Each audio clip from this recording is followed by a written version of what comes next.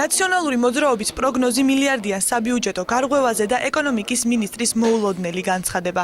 ახალი მთავრობის დამტკიცებიდან ერთ წელიწადში საბიუჯეტო პრობლემებს პირველად ეკონომიკის მინისტრი აღიარებს. კლება საშემოსავლო ნაწილს ეხება. თუმცა გიორგი კვირიკაშვილის მტკიცებით ეს მთავრობის მიერ აღებული სოციალური ვალდებულებების შესრულებას ხელს ვერ შეუშლის.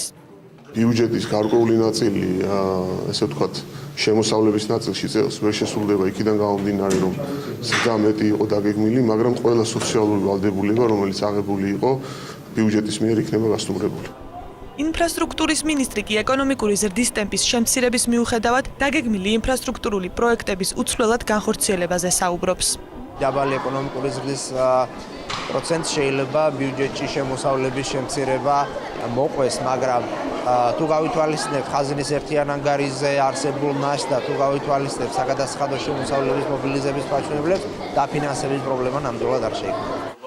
კვლავინდებურად ოპტიმისტურია ფინანსთა მინისტრი. ნოდარ ხადური ამბობს, რომ ბიუჯეტის ხარჯვით ნაწილში პრობლემები არ არსებობს და საბიუჯეტო ანგარიშზე მილიარდ ლარამდე ნაშთია მობილიზებული.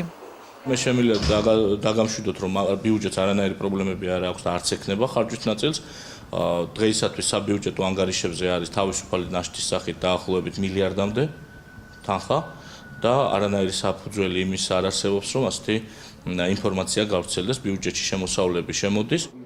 მთავრობის წევრების განცხადებების ფონზე საპარლამენტო უმცირესობის ერთ-ერთი ლიდერი ზურაბ ჯაფარიძე აცხადებს, რომ ამ დროისთვის შემოსავლების ნაწილში 500 მილიონ ლარზე მეტი დანაკლისი ფიქსირდება. მისივე პროგნოზით წლის ბოლომდე გარღვევა მილიარდი იქნება. ნაციონალური მოძრაობის წარმომადგენელი საბიუჯეტო შემოსავლების კლებას ქვეყანაში ეკონომიკური აქტივობის შენელებას და მთავრობის ეკონომიკურ პოლიტიკას უკავშირებს.